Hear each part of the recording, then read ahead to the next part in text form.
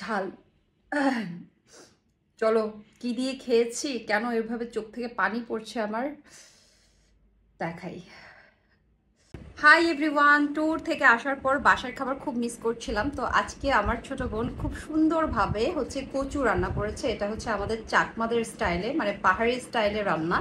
এখানে শীতল দিয়েছে, তারপরে তেল দিয়েছে, এরপর কচু সেদ্ধ করে দিয়েছে। কচুটা রিসেন্টলি আমরা কিনে এনেছি বাজার থেকে। আর এখানে ছোট মাছ, মাছ খেতে আমার খুব ভালো লাগে। আর আমি এরকম ধনেপাতা খাই। তো যাই হোক, যেহেতু কচু রান্না করেছে এই জন্য নিয়ে আসলাম। আজকের রেসিপি দেখাতে পারবো না, বাট আমার খাবারের যে একটা ক্রেভিং বেড়ে গেছে সেটা তোমরা নিশ্চয় বুঝতেই পারছো। এনিওয়ে, আমি স্টার্ট করে দিচ্ছি।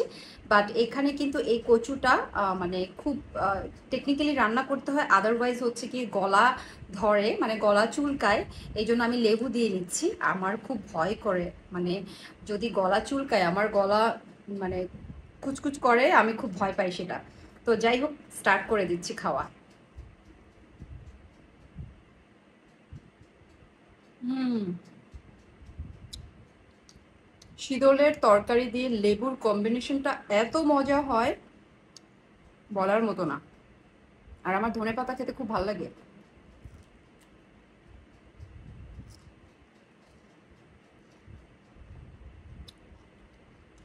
আমি প্রায় সময় ধনেপাতা খেয়ে থাকি, কিন্তু যেদিন হচ্ছে বাসায় শাক থাকবে না সেদিন আমি ধনেপাতাটা খাই। হুম,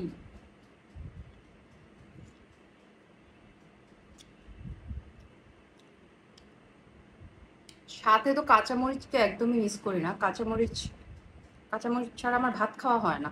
আমার মতো কে কে কাঁচামরিচ খাও? অনেক মজা।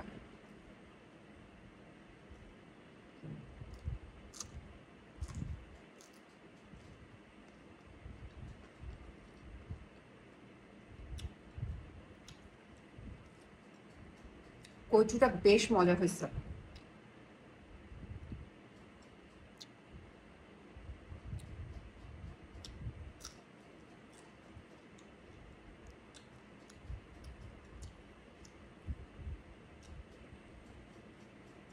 Just wow.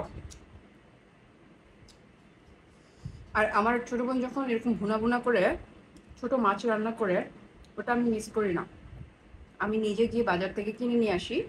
এরপর অনেক সময় আমি ক্লিন করি, অনেক সময় সেই ক্লিন করে। উম,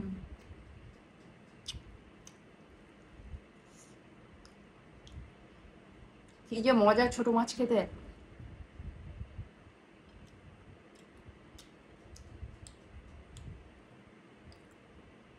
ধনে পাতা।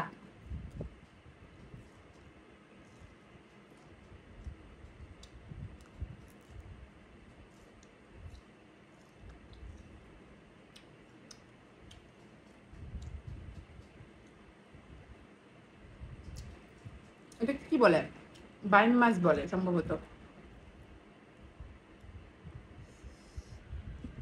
হুম,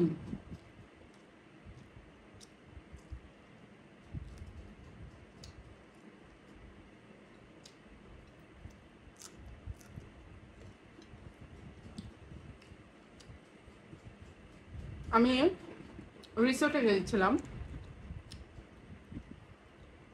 সেখানে আমি কাঁচা মরিচ চেয়ে চেয়ে খেয়েছি। সালাদ, কাঁচা মরিচ এগুলো না থাকলে আমার ভাত খাওয়া হয় না। হুম, তোমরা চাইলে এরকম ভুনা করে খেতে পারো। আর কচুটা অসাধারণ।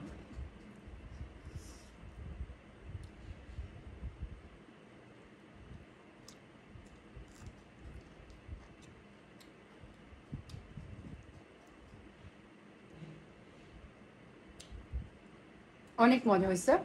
তোমাদের সাথে শেয়ার করে ফেললাম আমার দুপুরের লাঞ্চ। সবাই ভালো থেকো, টাটা।